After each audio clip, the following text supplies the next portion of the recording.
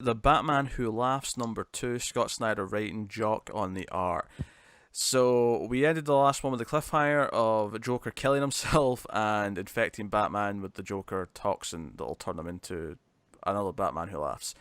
And they kind of get around it a little bit here. I don't know if you consider this a cop-out, that we cut to Batman and he's got like 50 needles in his body with all these anti-serums. It's very temporary though, isn't it? Because it's still coming out every so often.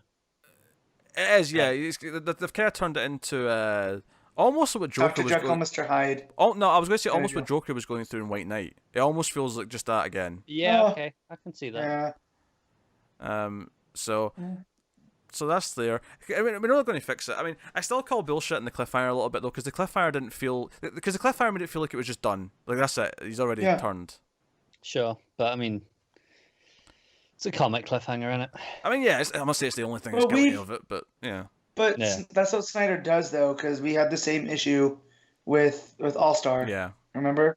So this is what he does, and you got to take the bad with the good, because there's some stuff in here that I like. Oh, yeah. You know, about all the different Bruce Waynes that keep popping up. There's a lot in here. Like, I love that when he's Bullock and Gordon's just immediately like that's the one I have an issue with, because I know that Bruce has different personas, but him being able to, like, that's Mission Impossible stuff. Yeah, like after him to be Harvey, I'm not buying. Well, it's not even so much, like, if it was Harvey in the distance or something, that's fine. But he's standing next to Gordon having a conversation. I don't know if I've ever bought Batman can disguise like this. I wonder if that's kind of the idea that he's not good enough really to do this while he's being in Joker eyes. Yeah, because the implication I got was that he normally is good enough to do this. It's just because he's affected by the Joker toxin that he's struggling.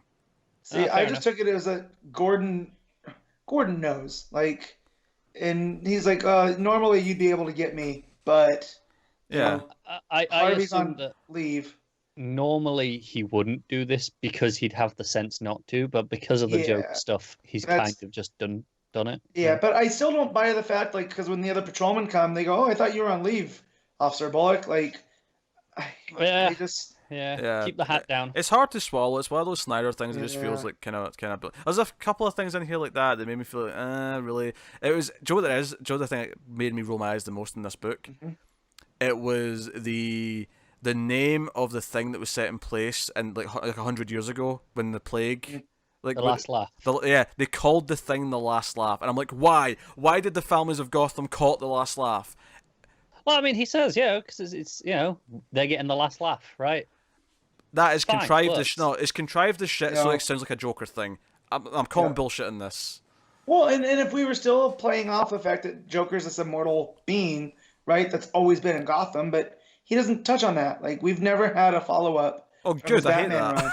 I hate it. I know. So then why bring it back up here by calling it the last laugh and the final families? Because I don't think I don't think it was meant to be referencing that at all. Them calling it the last laugh was in the idea of we'll get the last laugh, and then it's happy coincidence it's mutated into a Joker reference. Happy coincidence is my arse. Contrived shit. It's a because I also the Batman Who Laughs is everything I hate about Batman, and I don't know if that's on purpose, but like the fact that he outthinks our Bruce and utilizes the last laugh before he can.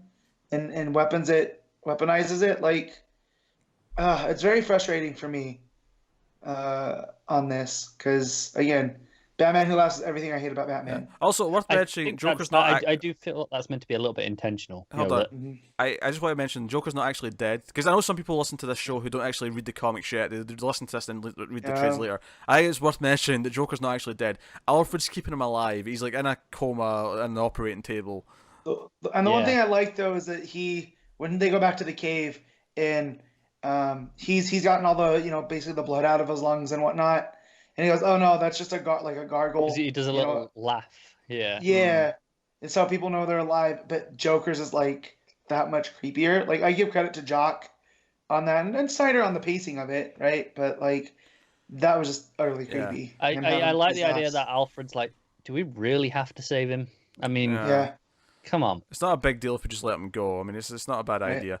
But Bruce is not having any of it, which again I like as well. Which Yeah. Joe, I like that as well. What bothered me though is that in the other scene he threatens to kill Batman Who Laughs, and Batman Who Laughs goes, "Oh, it's a loophole because I'm technically you," and I'm like, I don't know, doesn't feel Yeah, right. I'll give you that one. No, because I feel like I appreciate the fact that Batman doesn't kill. That's like one of his things.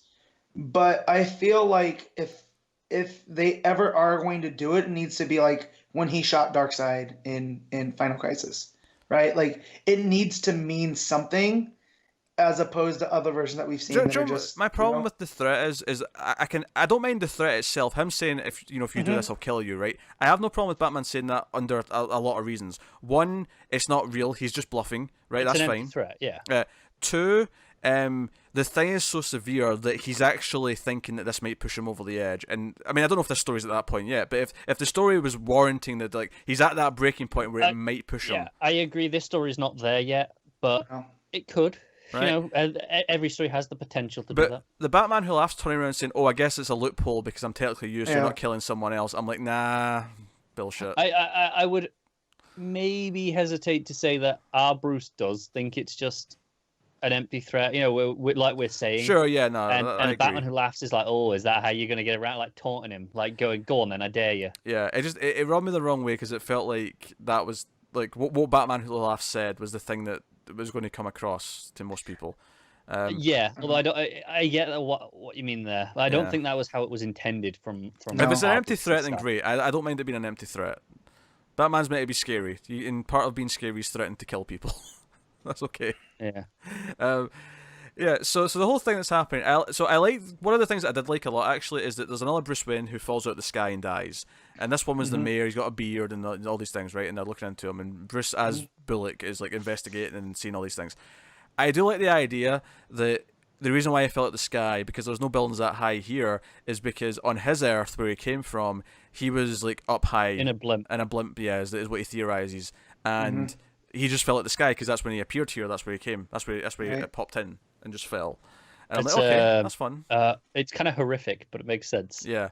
Yeah. I do think Batman takes a serious leap in logic because when he examines the body, he says, "Oh, he's been punctured and like a DNA sample's been taken, and there's a DNA sample been taken from the first Bruce Wayne that died." Yeah. He immediately leaps to this master plan that they're trying to like spread like dark energy through everyone. Yeah. Yeah. I don't know how he gets to that conclusion. It feels like he just jumps to it. It does a little bit. So that was odd to Yeah. me. No, I agree with that. Yeah, that was a bit odd. The stuff after this, though, where like Batman set up this last laugh protocol. He's built a new one basically for modern times because of Joker's previous like attacks with Joker toxin and stuff. Okay, I buy that. It makes sense. You know, precedent. Yeah. And the only way to get in is with DNA, and it's like, okay, so Batman Who Laughs can get in because he has a Bruce Wayne, and I like dealing with the blind guard, and He just talks to him normally, and just Yeah. doesn't even have to kill him. Just walks straight past him. Yeah. yeah, I like that. Batman fighting him was not bad. Grim Knight shooting him was okay too. The actual explosion, the art's great here. You know, the explosion looks fantastic. Yeah. Wayne Tower goes down. Wayne Tower is no more. Yeah. So- For now. For now. Yeah. I do like that the blind guy has to actually help Batman to the window. He's like, get me to the window, just walk over this way, and then I can take it from there. I'll do the rest. Yeah. But I need help to get there. Yeah. I thought that was pretty cool. And the art of obviously is pretty great as well because Jock. Mhm. Yeah, Goes without saying that almost, doesn't it? pretty much, but it was good. And then the final thing is that Joker does wake up and basically says, okay, so Batman Who Laughs has this master plan, and there's one person who knows what it's going to be, which also happens to coincide with Gordon going to this person for advice, and it is James Gordon Jr. So I was like, I'm kind of out on this book. It's fine, it's whatever. And then Junior shows up, and I'm like, God damn it. Not only that, at the bottom of the page it says next time Black Mirrors. Clearly referencing the story in which he appeared in the original. Which is, And then potentially almost treating it, but by putting the S on, you know, Alien to Alien style. Is it like, we're going to change up what the sequel almost to that would be? yeah. That's the implication. Because we haven't really seen Bruce deal with Junior. No, it's always been Nightwing. It's always been Dick. Yeah. It's always been Dick or Babs. Dick or Babs are the ones who've been dealing with him. So it's interesting. It's also interesting that Gordon's going to him for advice because they're dealing with psychotic people. Hannibal Lecter style. Yeah. So that's curious. I'm intrigued to see where that goes. I'm still kind of mixed on it overall because of all the things that I brought up. There's a lot of things that are kind of detracting from it. Yeah. But I agree. But when it like knuckles down and says, no, we're just going to do a scene where he has to try and stop the building from blowing up, but then it blows up and he's having to die from it. But it just doing simple stuff like that, it tends to be quite effective.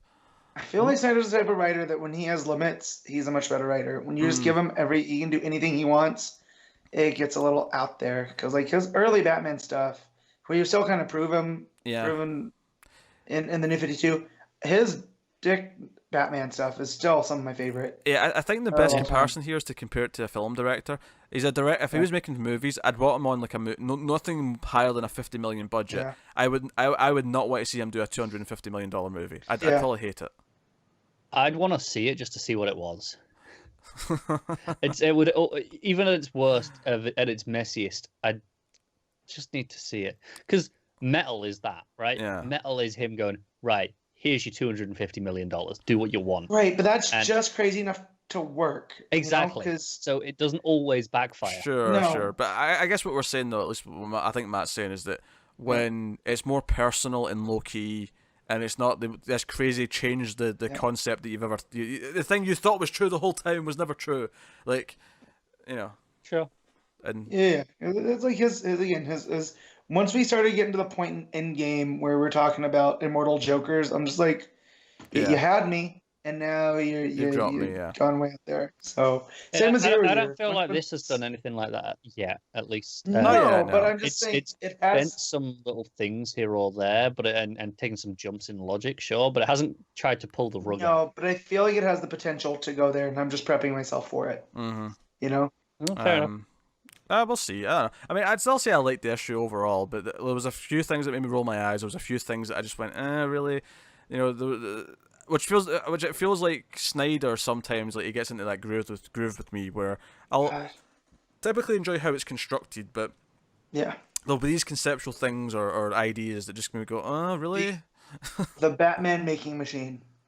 That's the biggest one for me. There you go. I'm just like, hate it. Nah, man, no, get out of here. Hate it. Yep. Hate the passion. What are you giving it, Matt? It's a 6.5. Like, and that, honestly, that's mostly for the art. So, Connor? 7. I enjoyed it a bit more, and the art's fantastic. Yeah, I'll probably go with a 7 as well. I still think it's a good comic. There's just some conceptual things and eye-rolling things that kind of hold it down a little bit. Yeah, from going to higher rating.